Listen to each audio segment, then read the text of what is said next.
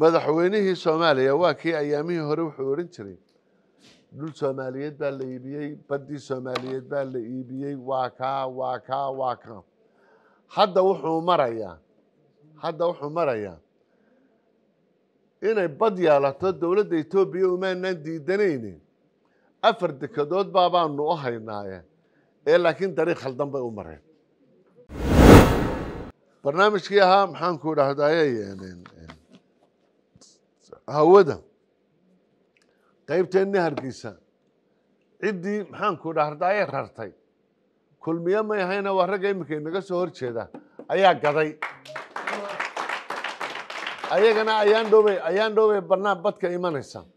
goormaa la saxeexay yaa wasiir ka ahaa yaa shirkii lagu go'aaminayay tegey kuwana markaasay imanaysaa oo rag baan dib u hadli doonin marka arrimaha la soo galo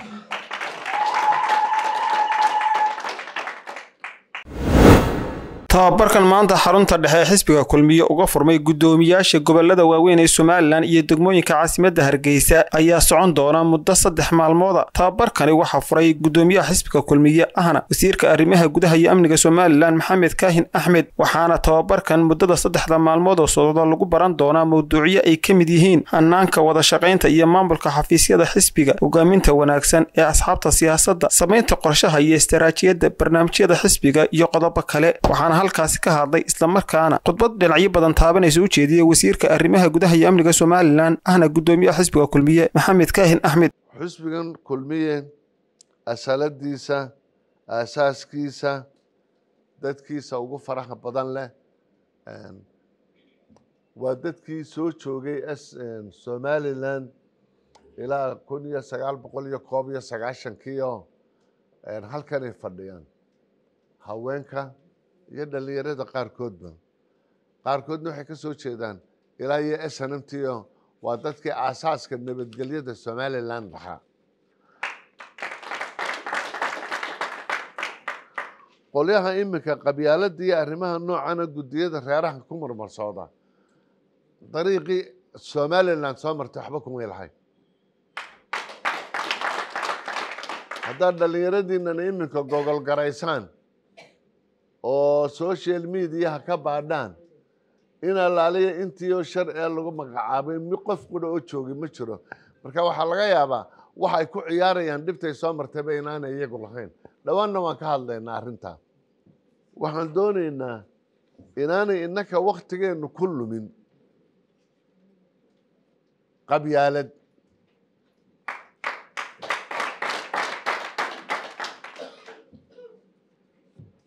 waxaan doonaynaa inaanay innaka waqtigeena ku lumin dadka isnacaybkiisa in dadka la isnabcaysiiyo inaanay kamid aanay waqtigeena ku lumin innaka xusbiyada iyo ururada siyaasiga ah dad reer Soomaaliland baynu nahay kaliya waxaynu ku tartamaynaa arrimaha siyaasadda waxaynuna lagu tartamayaa maamulka iyo nidaamka dowladnimada kulmiye markaa hadda dawladda ka samaysan madaxweynaha hadda xilligan talada haya waa madaxweynihii labaad ee kulmiye laga soo doortay ka saddexaadna waxaynu doonaynaa inaynu tartankiisa ka qayb galno aynu ku guulaysano kaa guushiisa u mari mayno qabyaalad hawshiisa u mari mayno dariiq beelaysan kaa u mari mayno guushiisa inaynu marnaba buuro fuullo u mari mayno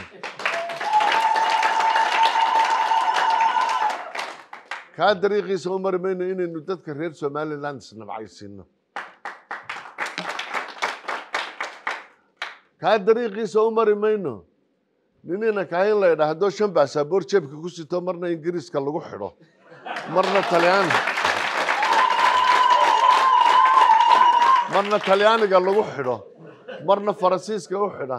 iyo Muuse bixiyo 15 baasaboor sito iyo xogayahan guud oo 5 baasaboor sita iyo Soomaalo 5 sita kaana ka u mari mayno waxaynu maraynaa sharciyada iyo xeerarka iyo dariiqyada reer Somaliland ee lagu maray lagu maro baasaboorka iyaga faraha badanina noqon maayo ra'iisul wasaaraha Soomaaliya miduu nadaminto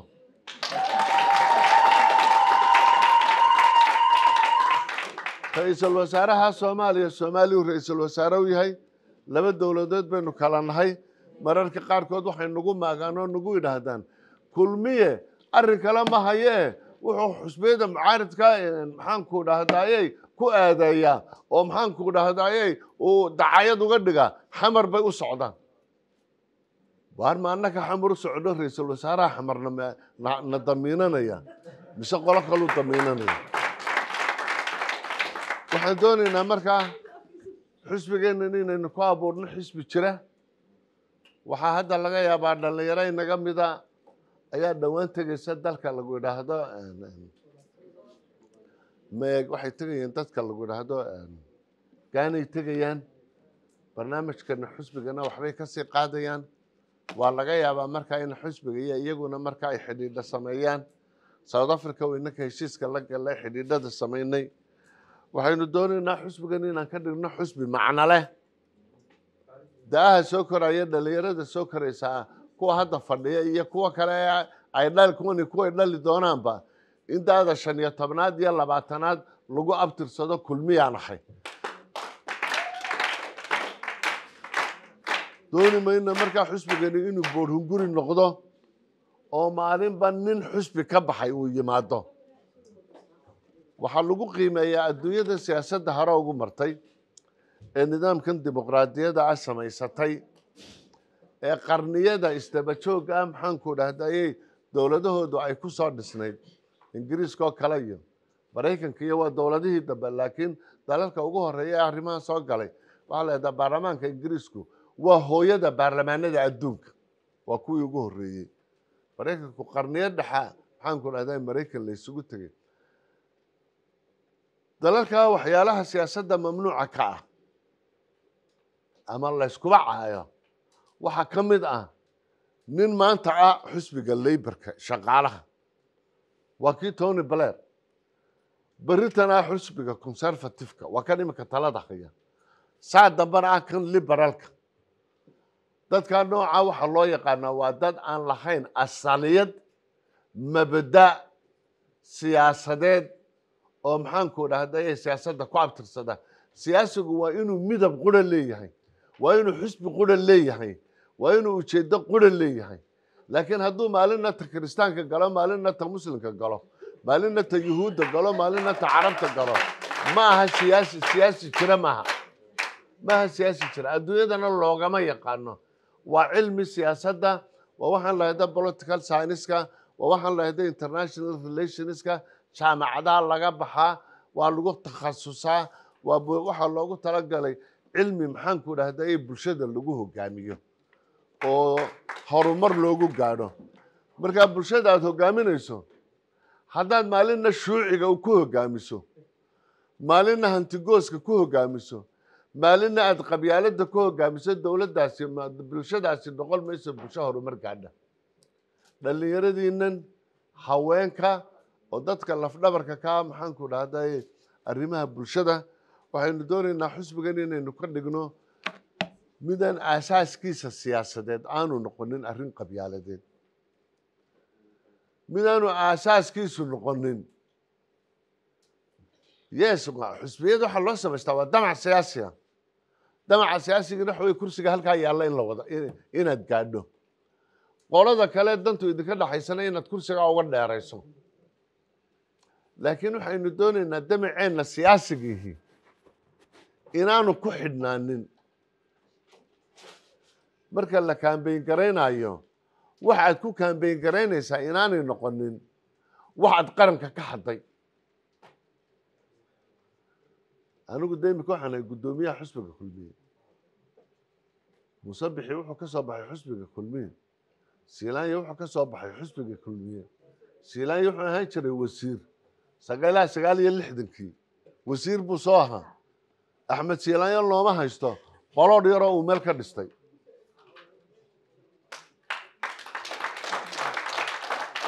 qoladan aanu imika haysanaa waa intii loo haystay hantida ugu badan inay qaranka ka dhaceen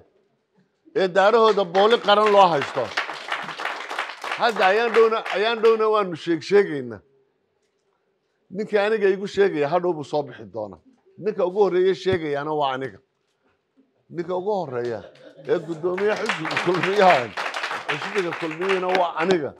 hadhowna waxaan odhanaynaa hebel iyo hebel iyo hebel iyo hebel xukunka labaad saddexaad xisbiga kulmiya markuu ku soo baxana waa kii ina xaashi berigii maxaanku dhahdayeen waa kii ina xaashi maxamed xaashi soo saaray allah raxma maxamed xaashi cabdiyo raggii halganka aasaasayoo qof macnalahoo sacuudi arabiya raggii joogayo annagu markaa gudaha ka shaqayn jirnay halkaasaan ku naqinay maxamed xaashi gadhlaa la odhan jiray 30 milyan iyo 40 milyan iyo qandaraasyaal buu qaadin jiray wuu iskaga tago halgankan uu yimi baba ku noqonin waa kii soo saaray ragga daarta uurka la samaystay ee laamiga soo wada gelaysa dumista ku soo qoray doorarkan dhawd waa la dhaafay doorka dambe dumista iyo la wareegis baa lagu wada qoraya marka maaniga laygu heli doonaa mise ragga imika meelahan ka toroleeya baa lagu heli doonaa waa la iskaga daba imanaya arrimahaas waxaan doonaynaa markaa xusbiyadan inaku cod ma nihin shakhsiyad cod lama nihin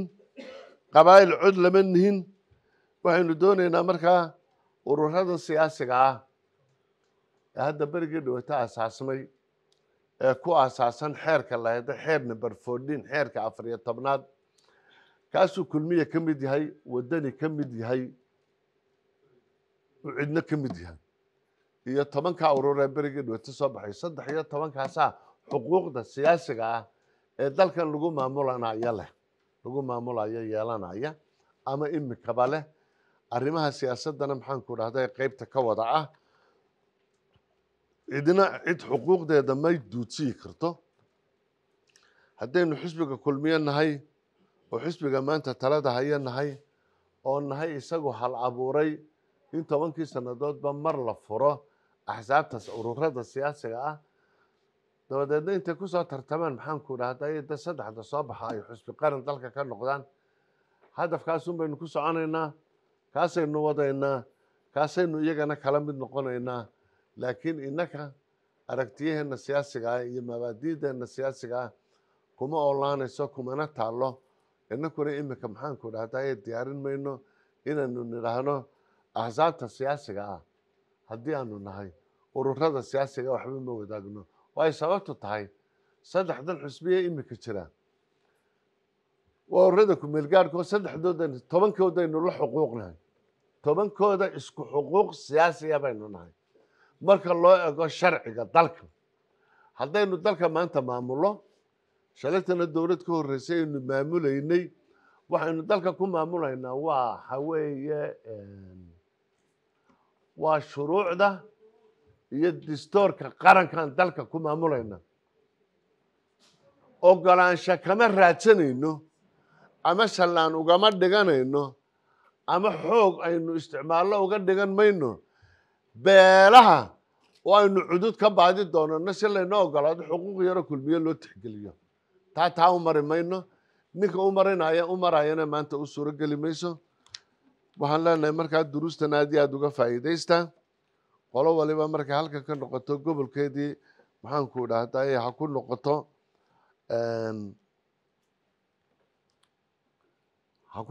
maxaan ku dhahdayey gobolkeedii wixii halkan duruusa lagu siiyeyna gobolka kusoo qaadato kelmad yar doonaya inaan ka idhaahdo waatan berigii dhaweyto madaxweynaha somaliland xubno golaha wasiirada ah iyo maxaan ku dhahdayey xubno maxaan ku dhahdayey golaha wasiirada ah ay heshiiska la soo galeen Ethiopia iyada oo ay kula soo galeen in ciidanka maarinada Ethiopia meel ay istaagaan dowladda Somaliland badeeda ay ka siiso siin maaha ganacsi maaha waxa weeye waa ciidankooda maarinadii meel uu istaago waa karo intaasoo base baa Djibouti ka samaysan dalalkan aynu jaarka nahay ee baddan aynu berbera baddeena gacanka cadmeed badaha xagga waqooyi kaga soo jeeda dalalka khaliijka yihiin dal aan bays siyaasadeyni ka samaysnayn ma jiro soomaaliya baysas ciidamo ay ka samaysan tahay kenya ka samaysan tahay afrika inteeda badan bay ka samaysan tahay dalal badan oo asia bay ka samaysan tahay madaxweynihii soomaaliya waa kii ayaamihii hore wuxuu odhan jiray dhul soomaaliyeed baa la iibiyey baddii soomaaliyeed baa la iibiyey waa kaa hadda wuxuu marayaa inay bad yeelato dowladda etoobiya umaanaan diidanayni 4 dekedood baabaanu u haynaaye ee laakiin dariiq khaldan bay u mareen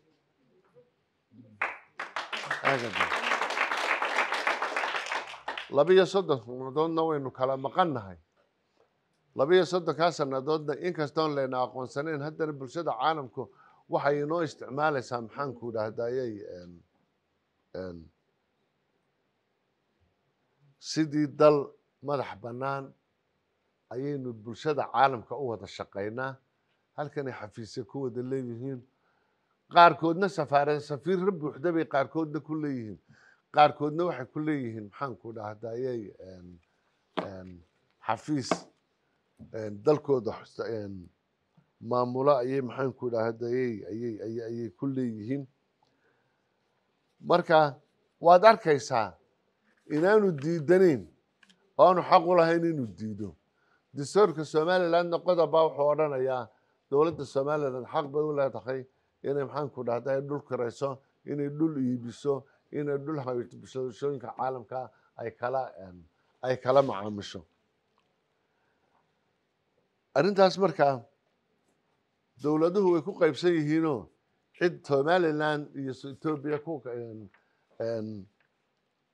ku taageersan ayay leeyihiin qaar aan ku taageersanna way leeyihiin laakiin dowladaha afrika ugu waaweyni maanta waxay ku taageersan yihiin somaliland bay maxaanku dhahday ay ku taageersan yihiin heshiiskii jabuuti oo kale aanu ku tagnay waxa uu qirayaa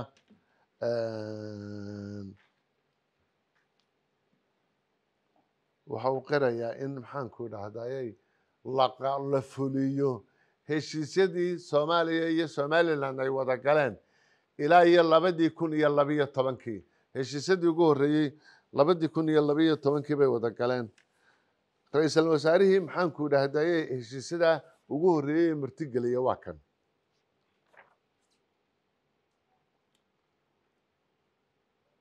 ayuu maxaanku dhahdayay ayuu ahaa heshiiska waxaa lagu galay oo saxeexan in soomaaliya iyo somaliland ay yihiin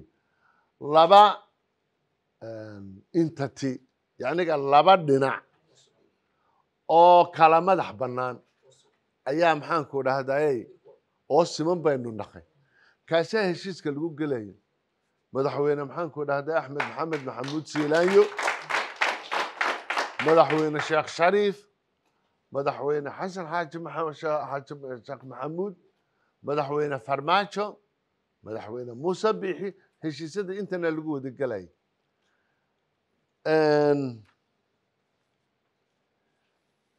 waxyaalo fara badan buu qorayay kow inay hawadan inaga dhaxayso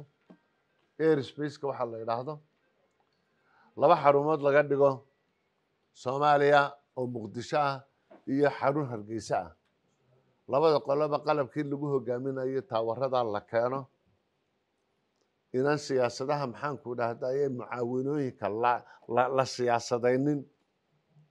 waxaan la yidhahdo mucaawinooyinkan bini-aadminimada ah ee marka abaara dhacaan qaxoontiyada dadka noocaasa la siiyo inaan barnaamijyada horumarinta la siyaasadayninoo qolona qolada kale iska hortaagin barnaamijkii ahaa maxaanku dhahdaye hawada qaybteennii hargeysa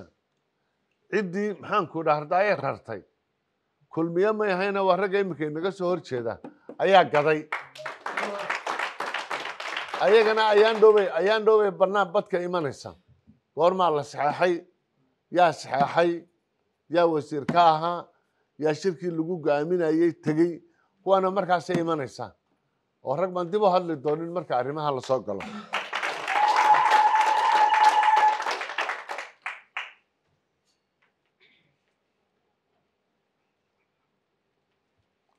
waxaynu u baahannahay markaa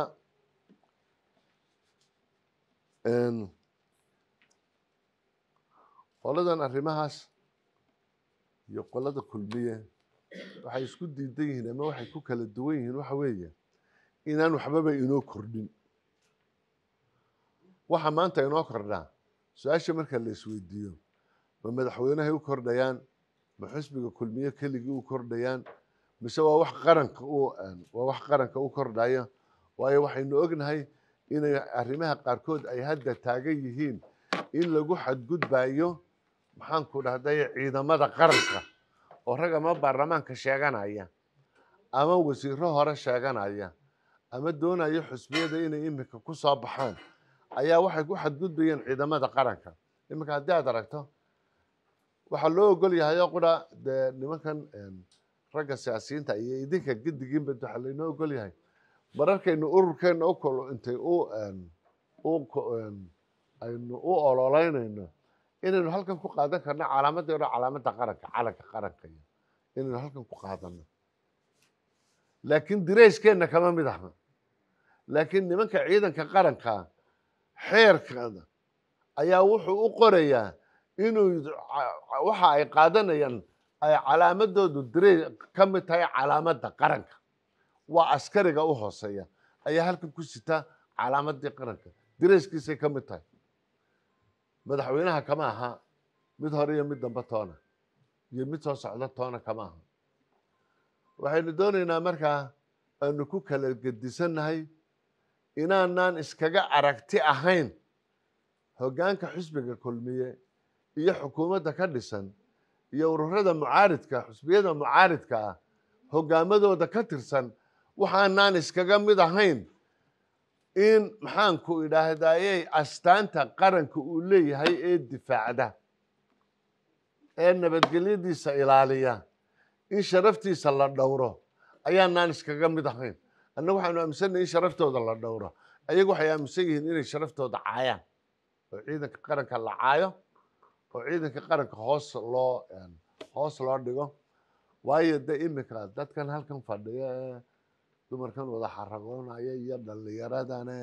samaad garanin iyo kuwa magaalo kasta jooga magaalo kastoo somaliland jooga haddaan ciidan qaran joorin oo bilis nabadgelyada ilaalinaynin oo ciidan qaran xuduudaha ilaalinaynin oo immigrationku sharciga iyo baasaboorada ilaalinaynin ma cid baa xaragoonaysa sow las cuni maayo qolada doonaysa in las cunto anagu ma nihina waxaanu doonaynaa in calaamad qaran jirto nidaam qaran jiro sharci qaran jiro dastuur qaran jiro kulmiye hortoodna dowladaha maamulayay aan kulmiye ahayn maantana kulmiyaa maamulaya haddii alla qadaro qaar kale ay yimaadaanna kuwaasaa maamulaya kulmiye wuxuu aaminsan yahay mar kasta cidda qaranka maamulaysa inay astaanta qaranka tahay ciidamaduna astaanka qaranka yihiin waa laga yaabaa qaarkood in la raadraadiyo oo hadda dhowaan dhowda sharci loo raadiyo howlahaasi sida ay noqonayaan aad iyo aad baan idin hambalyaynayaa warsame siciid cali wararka warbaahinta SBC magaalada Hargeysa ma doonaysaa in aad xal u hesho dhammaan baahiyahaaga internet sida internet xawaare sare leh habeen iyo maalin download iyo upload aan xad lahayn daawashada ciyaaraha taxanaha musalsalada oo aad ku daawan karto internet tayo sare leh internet ku filan dhammaan baahiyaha shaqadaada haddaba macmiil soo gasho Fiber Optic Samtel waa shirkadda bixisa internetka ugu xawaaraha sare leh dalkeena uguna qiimaha jaban gelinta iyo qalabkuba waa mid bilaash ah ee hore u gaar maantaba internetka Samtel adeegsadaaba ammaan Samtel ما شاء الله سو دhowaada la jaanqaad shirkadda Telesom maxmil waxay ku diyaarisay adeega internetka ay fiber optiga kaasoo xawaarihiisu kala go' lahayn waa guji waa isha biligteeda intuu soo gudlanayo hadalba gam hagarle ii ku isticmaal social media kuna daawo wararka ciyaaraha iyo online gameska haddaba maxmil soo gasho gurigaaga xafiiskaaga iyo goobtaada shaqo fadlan nagala soo xidhiidh nambarka gaaban 121